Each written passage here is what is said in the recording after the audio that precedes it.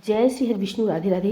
दोस्तों, आप सभी का मेरे चैनल में बहुत बहुत स्वागत है। आज हम आपके लिए बृहस्पतिवार गुरुवार व्रत कथा लेकर आए हैं। तो कथा पूरी सुनिएगा और अच्छी लगे तो प्लीज़ लाइक, चैनल को सब्सक्राइब जरूर कीजिएगा।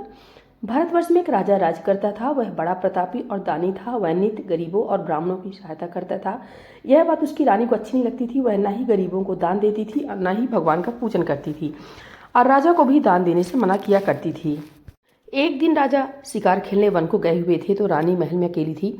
उसी समय बृहस्पति देव साधु के वेश में राजा के महल में भिक्षा मांगने के लिए गए और भिक्षा मांगी, तो भिक्षा देने से रानी ने इनकार कर दिया और कहा, हे साधु महाराज, मैं इस दान और पुण्य से तंग आ गई हूँ। मेरा पति सारा धन लुटाता रहता है। मेरी इच्छा है कि हमारा सब धन नष्ट हो जाए, फिर ना रहेगा बांस और ना बजेगी बांसुरी। साधु ने कहा, देवी तुम बड़ी अजीब हो। धन संतान तो सभी चाहते हैं, पुत्र और लक्ष्मी तो पापी के घर भी होने चाहिए। यदि तुम्हारे पास अधिक धन है तो भूखों को भोजन दो, प्यासों के लिए प्याऊ लगवाओ, मुसाफिरों के लिए धर्मशालाएं खुलवाओ, जो निर्धन अपनी कुंवारी कन्याओं का विवाह नहीं करा सकते उनका विवाह करा दो। और भी ऐसे कई काम हैं जिनके करने से तुम्हारा यश लोक परलोक में फैलेगा। परंतु रानी पर उपदेश का कोई प्रभाव नहीं पड़ा और वह बोली, महाराज मुझे ऐसा धन नहीं चाहिए जो मैं हर जगह बांटती फिरूं। साधु ने उत्तर दिया, यदि तुम्हारी ऐसी इच्छा है तो तथास्तु। तुम ऐसा करना कि बृहस्पतिवार को घर को लीपकर पीली मिट्टी से अपना सिर धोकर स्नान करना, भट्टी चढ़ाकर कपड़े धोना। ऐसा करने से तुम्हारा सब धन नष्ट हो जाएगा। इतना कहकर वह साधु महाराज वहां से अंतर्ध्यान हो गए। जैसे वह साधु कहकर गया था, रानी ने वैसा ही किया। 3 बृहस्पतिवार ही बीते थे कि उनका समस्त धन नष्ट हो गया और भोजन के लिए दोनों समय तरसने लगे, सांसारिक भोगों से दुखी रहने लगे। तब वह राजा रानी से कहने लगा कि तुम यहाँ रहो, मैं दूसरे देश को जाता हूँ, क्योंकि यहाँ पर मुझे सभी जानते हैं, इसलिए कोई कार्य भी नहीं कर सकता। देश चोरी परदेश भीख बराबर है। ऐसा कहकर राजा परदेश चला गया। वहाँ जंगल को जाता और लकड़ी काट कर लाता और शहर में बेचता। इस तरह जीवन व्यतीत करने लगा। एक दिन दुखी होकर जंगल में एक पेड़ के नीचे निश्चित रूप से आसन जमाकर बैठ गया। वह अपनी दशा को याद करके व्याकुल होने लगा। बृहस्पतिवार का दिन था। एकाएक उसने देखा कि निर्जन वन में एक साधु प्रकट हुआ। वह साधु वेश में स्वयं बृहस्पतिवार देवता थे। लकड़हारे के सामने आकर बोले, हे लकड़हारे, तुम भी सुनसान जंगल में किस चिंता में बैठे हो? लकड़हारे ने दोनों हाथ जोड़कर प्रणाम किया और उत्तर दिया, महात्मा जी, आप सब कुछ जानने वाले हैं, मैं क्या कहूँ। यह कहकर रोने लगा और साधु को आत्मकथा सुनाई। महात्मा जी ने कहा, तुम्हारी स्त्री ने बृहस्पति के दिन वीर भगवान का निरादर किया है, जिसके कारण रुष्ट होकर तुम्हारी यह दशा कर दी। अब तुम चिंता मत करो, मेरे कहने पर चलो तो तुम्हारे सब कष्ट दूर हो जाएंगे और भगवान पहले से भी अधिक संपत्ति देंगे। तुम बृहस्पति के दिन पाठ किया करो। 2 पैसे के चने मुनक्के मंगवाकर उसका प्रसाद बनाओ और शुद्ध जल से लोटे में शक्कर मिलाकर अमृत तैयार करो। कथा के पश्चात अपने सारे परिवार और सुनने वाले प्रेमियों में अमृत व प्रसाद बांटकर आप भी प्रसाद ग्रहण करो। ऐसा करने से भगवान तुम्हारी सब कामनाएं पूरी करेंगे। साधु के ऐसे वचन सुनकर लकड़हारा बोला, हे प्रभु, मुझे लकड़ी बेचकर इतना पैसा नहीं मिलता जिससे भोजन करने के उपरांत कुछ बचा सकूं। मैंने रात्रि में अपनी स्त्री को व्याकुल देखा है। मेरे पास कुछ भी नहीं है जिससे उसकी खबर मंगा सकूं। साधु ने कहा, हे लकड़हारे, तुम किसी बात की चिंता मत करो। बृहस्पति के दिन तुम रोजाना की तरह लकड़ियां लेकर शहर को जाओ। तुमको रोज से दुगना धन प्राप्त होगा, जिससे तुम भली भांति भोजन कर लोगे तथा बृहस्पति देव की पूजा का सामान भी आ जाएगा। इतना कहकर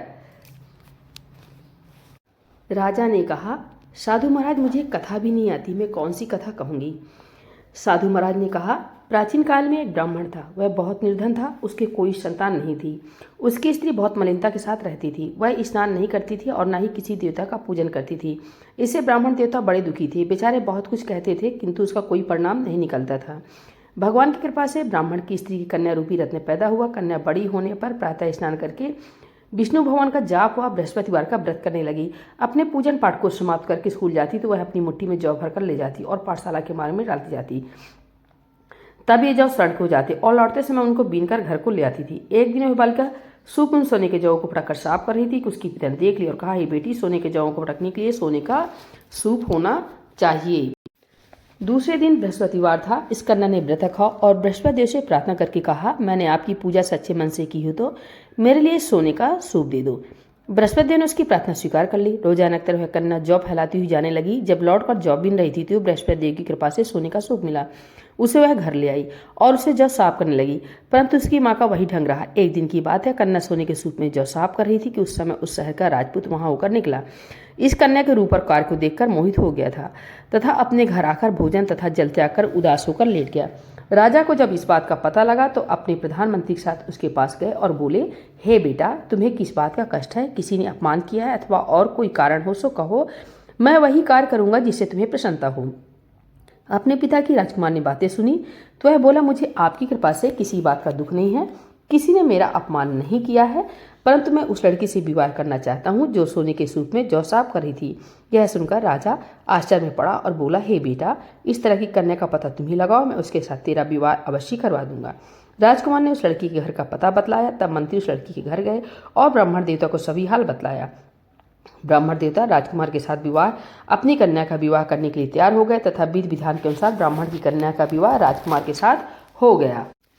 कन्या के घर से जाते ही पहले की भांति उस ब्राह्मण देवता के घर में गरीबी का निवास हो गया। अब भोजन के लिए भी अन्न बड़ी मुश्किल से मिलता था। एक दिन दुखी होकर ब्राह्मण देवता अपनी पुत्री के पास गए।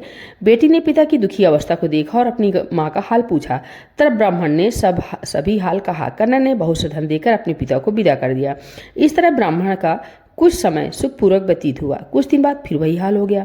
ब्राह्मण अपनी कन्या के यहाँ गया और सारा हाल कहा तो लड़की बोली, हे पिताजी, आप माताजी को यहाँ लिवा लाइए, मैं उसे विधि बता दूंगी जिससे गरीबी दूर हो जाए। वह ब्राह्मण देवता अपनी स्त्री को साथ लेकर पहुंचे तो लड़की अपनी माँ को समझाने लगी, हे माँ, तुम प्रातःकाल प्रथम स्नान आदि करके विष्णु भगवान का पूजन करो तो सब दरिद्रता दूर हो जाएगी। परंतु उसकी माँ ने एक भी बात नहीं मानी और प्रातःकाल उठकर अपनी पुत्री के बच्चों की जूठर को खा लिया। इससे उसकी पुत्री को बहुत गुस्सा आया और एक रात कोठरी से सभी सामान निकाल दिया और अपनी माँ को उसमें बंद कर दिया। प्रातःकाल उसे निकाला तथा स्नान आदि करा के पाठ करवाया तो उसकी माँ की बुद्धि ठीक हो गई और फिर प्रत्येक बृहस्पतिवार को वह व्रत रखने लगी। इस व्रत के प्रभाव से उसके माँ बाप बहुत ही धनवान और पुत्रवान हो गए और बृहस्पति जी के प्रभाव से इस लोक के सुख भोग कर स्वर्ग को प्राप्त हुए। इतनी कथा कहकर साधु महाराज अंतर ध्यान हो गए। धीरे धीरे समय व्यतीत होने पर फिर वही बृहस्पतिवार का दिन आया। लकड़हारा जंगल से लकड़ी काटकर किसी शहर में बेचने गया। उसे उस दिन और दिन से अधिक रुपया मिला। राजा ने चना गुड़ आदि लाकर गुरुवार का व्रत किया। उस दिन से उसके सभी क्लेश दूर हुए। परंतु जब दोबारा गुरुवार का दिन आया तो बृहस्पतिवार का व्रत करना भूल गया। इस कारण बृहस्पति भगवान नाराज हो गए। उस दिन से उस नगर के राजा ने विशाल यज्ञ का आयोजन किया तथा शहर में यह घोषणा करा दी कि कोई भी मनुष्य अपने घर में भोजन नहीं बनावेगा और न आग जलावेगा। समस्त जनता मेरे यहाँ भोजन करने आवे। इस आज्ञा को जो न मानेगा उसके लिए फांसी की सजा दे दी जाएगी। इस तरह की घोषणा संपूर्ण नगर में करवा दी गई। राजा की आज्ञानुसार शहर के सभी लोग भोजन करने गए, लेकिन लकड़हारा कुछ देर से पहुंचा, इसलिए राजा उसको अपने साथ घर लिवा ले गए और ले जाकर भोजन करा रहे थे तो रानी की दृष्टि उस खूंटी पर पड़ी जिस पर उसका हार लटका हुआ था। वह वहां पर दिखाई नहीं दिया। रानी ने निश्चय किया कि मेरा हार इस मनुष्य ने चुरा लिया है। उसी समय पुलिस को बुलाकर उसको जेल खाने में डलवा दिया। जब लकड़हारा जेल खाने में पड़ गया और बहुत दुखी होकर विचार करने लगा कि न जाने कौन से पूर्व जन्म के कर्म से मेरे लिए दुख प्राप्त हुआ है और उसी साधु को याद करने लगा जो कि जंगल में मिला था। उसी समय तत्काल बृहस्पतिदेव साधु के रूप में प्रकट हो गए और उसकी दशा को देखकर कहने लगे, अरे मूर्ख, तुमने बृहस्पति देवता की कथा नहीं करी, इस कारण तुझे दुख प्राप्त हुआ है। अब चिंता मत कर, बृहस्पतिवार के दिन जेल खाने के दरवाजे पर 4 रुपये पड़े मिलेंगे, उनसे तू बृहस्पति देव की पूजा करना तो तेरे सभी कष्ट दूर हो जाएंगे। बृहस्पति के वार के रोज उसे 4 रुपये मिले। लकड़हारे ने कथा कही। उसी रात को बृहस्पति देव ने उस नगर के राजा को सपने में कहा, हे राजा, तुमने जिस आदमी को जेल खाने में बंद कर दिया है वह निर्दोष है, वह राजा है, उसे छोड़ देना। रानी का हार उसी खूंटी पर लटका है। अगर तू ऐसा नहीं करेगा तो मैं तेरे राज को नष्ट कर दूंगा। इस तरह राज्य के सपनों को देखकर राजा प्रातःकाल उठा और खूंटी पर हार देकर लकड़हारे को बुलाकर क्षमा मांगी तथा लकड़हारे को योग्य सुंदर वस्त्र आभूषण देकर विदा किया तथा बृहस्पति देव की आज्ञानुसार लकड़हारा अपने नगर के लिए चल दिया। राजा जब अपने नगर के निकट पहुंचा तो उसे बड़ा आश्चर्य हुआ। नगर में पहले से अधिक बाग, तालाब और कुएं तथा बहुत सी धर्मशाला, मंदिर आदि बन गए थे। राजा ने पूछा, यह किसका बाग और धर्मशाला है? तब नगर के सब लोग कहने लगे, यह सब रानी और बांदी के हैं। तो राजा को आश्चर्य हुआ और गुस्सा भी आया। जब रानी ने यह खबर सुनी कि राजा आ रहे हैं तो उसने बांदी से कहा कि हे दासी, देख राजा हमको कितनी बुरी हालत में छोड़ गए थे, हमारी ऐसी हालत देखकर वह लौट न जाए, इसलिए तू दरवाजे पर खड़ी हो जा। रानी की आज्ञा अनुसार दासी दरवाजे पर खड़ी हो गई और राजा आए तो बांदी उन्हें अपने साथ लिवा लाई। तब राजा ने क्रोध करके अपनी रानी से पूछा, क्या धन तुम्हें कैसे प्राप्त हुआ है? तब उन्होंने कहा, हमें यह सब धन बृहस्पति देव की कृपा से प्राप्त हुआ है। राजा ने निश्चय किया कि 7 रोज बाद तो सभी बृहस्पति देव का पूजन करते हैं, परंतु मैं अब रोजाना दिन में 3 बार कहानी कहा करूंगा तथा रोज व्रत किया करूंगा। अब हर समय राजा के दुपट्टे में चने की दाल बंधी रहती तथा दिन में 3 बार कहानी कहता। एक रोज राजा ने विचार किया कि चलो अपनी बहन के यहाँ हो आवे। इस तरह निश्चय कर राजा घोड़े पर सवार हो अपनी बहन के यहाँ को चलने लगा। मार्ग में उसने देखा कुछ आदमी एक मुर्दे को लिए जा रहे हैं। उन्हें रोककर राजा कहने लगा, अरे भाइयों, मेरी बृहस्पति की कहानी सुन लो। वे बोले, लो, हमारा तो आदमी मर गया, इसको अपनी कथा की पड़ी है। परंतु कुछ आदमी बोले, अच्छा कहो, हम तुम्हारी कथा भी सुनेंगे। राजा ने दाल निकाली और जब कथा आदि हुई कि मुर्दा हिलने लग गया और जब कथा समाप्त हो गई तो राम राम करके वह मनुष्य उठकर खड़ा हो गया। आगे मार्ग में उसे एक किसान खेत में हल चलाता मिला। राजा ने उसे देखा और उससे बोला, अरे भैया, तुम मेरी बृहस्पतिवार की कथा सुन लो। किसान बोला, जब तक मैं तेरी कथा सुनूंगा तब तक 4 हरैया जोत लूंगा। जा अपनी कथा किसी और को सुनाना। इस तरह राजा आगे चलने लगा। राजा खटते ही बैल पछाड़ खाकर गिर गए तथा उसके पेट में बड़ी जोर का दर्द होने लगा। उस समय उसकी माँ रोटी लेकर आई। जब उसने देखा तो अपने पुत्र से सब हाल पूछा और बेटे ने सभी हाल कह दिया। तो बुढ़िया दौड़ी दौड़ी उस घुड़सवार के पास गई और उससे बोली, मैं तेरी कथा सुनूंगी, तू अपनी कथा मेरे खेत पर चलकर ही कहना। राजा ने बुढ़िया के खेत पर जाकर कथा कही, जिसके सुनते हुए वह बैल उठकर खड़े हो गए तथा किसान के पेट का दर्द भी बंद हो गया। राजा अपनी बहन के घर पहुंचा। बहन ने भाई की खूब मेहमानी की। दूसरे रोज प्रातःकाल राजा जागा तो वह देखने लगा कि सब लोग भोजन कर रहे हैं। राजा ने अपनी बहन से कहा कि ऐसा कोई मनुष्य है जिसने भोजन नहीं किया हो, मेरी बृहस्पतिवार की कथा सुन ले। बहन बोली, हे भैया, यह देश ऐसा ही है, पहले यहाँ लोग भोजन करते हैं, बाद में अन्य काम करते हैं। अगर कोई पड़ोस में हो तो देख आऊं। ऐसा कहकर वह देखने चली गई, परंतु उसे कोई ऐसा व्यक्ति नहीं मिला जिसने भोजन नहीं किया हो।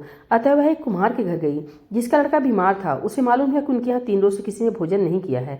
रानी ने अपने भाई की कथा सुनने के लिए कुम्हार से कहा। वह तैयार हो गया। राजा ने जाकर बृहस्पतिवार की कथा कही, जिसको सुनकर उस कुम्हार का लड़का ठीक हो गया। अब तो राजा की बहन के यहाँ प्रशंसा होने लगी। एक रोज राजा ने अपनी बहन से कहा कि हे बहन, हम अपने घर को जाएंगे, तुम भी तैयार हो जाओ। राजा की बहन ने अपनी सास से कहा। सास ने कहा, हाँ चली जाओ, परंतु अपने लड़कों को मत ले जाना, क्योंकि तेरे भाई की कोई औलाद नहीं है। बहन ने अपने भैया से कहा, हे भैया, मैं तो चलूंगी, परंतु कोई बालक नहीं जाएगा। राजा बोला, जब कोई बालक नहीं चलेगा तब तुम ही क्या करोगी। बड़े दुखी मन से राजा अपने नगर को लौट आया। राजा ने अपनी रानी से कहा, हम निर्वंशी राजा हैं, हमारा मुंह देखने का भी धर्म नहीं है और कुछ भोजन आदि नहीं किया। रानी बोली, हे प्रभु, बृहस्पति देव ने हमें सब कुछ दिया है, वे हमें औलाद अवश्य देंगे। उसी रात को बृहस्पति देव ने राजा से सपने में कहा, हे राजा, उठ, सभी सोच त्याग दे, तेरी रानी गर्भ से है। राजा की बात सुनकर बड़ी खुशी हुई। 9वें महीने में उसकी रानी के गर्भ से एक सुंदर पुत्र पैदा हुआ। तब राजा बोला, हे रानी, स्त्री बिना भोजन के रह सकती है, बिना कहे नहीं रह सकती। जब मेरी बहन आवे तो तुम उससे कुछ मत कहना। रानी ने सुनकर हाँ कर दिया। जब राजा की बहन ने शुभ समाचार सुना तो उसे वह बहुत खुश हुई तथा बधाई लेकर अपने भाई के यहाँ आई। तभी रानी ने कहा, घोड़ा चढ़कर तो नहीं आई, गधा चढ़ी आई। राजा की बहन बोली, भाभी, मैं इस प्रकार न कहती तो तुम्हें औलाद कैसे मिलती। बृहस्पति देव ऐसे ही हैं, जैसी जिनके मन में कामनाएं होती हैं सभी को यह पूर्ण करते हैं। जो सद्भावना पूर्वक बृहस्पतिवार का व्रत करता है एवं कथा पढ़ता है अथवा सुनता है और दूसरों को सुनाता है, बृहस्पति देव उसकी सभी मनोकामना पूर्ण करते हैं। भगवान बृहस्पति देव उसकी सदैव रक्षा करते हैं। संसार में सद्भावना से भगवान जी का पूजन व्रत सच्चे हृदय से करते हैं तो उनकी सभी मनोकामनाएं पूर्ण करते हैं। जैसी सच्ची भावना से रानी और राजा ने उनकी कथा का गुणगान किया तो उनकी सभी इच्छाएं बृहस्पति देव जी ने पूर्ण की थी। इसलिए पूर्ण कथा सुनने के बाद प्रसाद लेकर जाना चाहिए। हृदय से उनका मनन करते हुए जयकारा बोलना चाहिए। बोले बृहस्पति देव भगवान की जय, विष्णु भगवान की जय।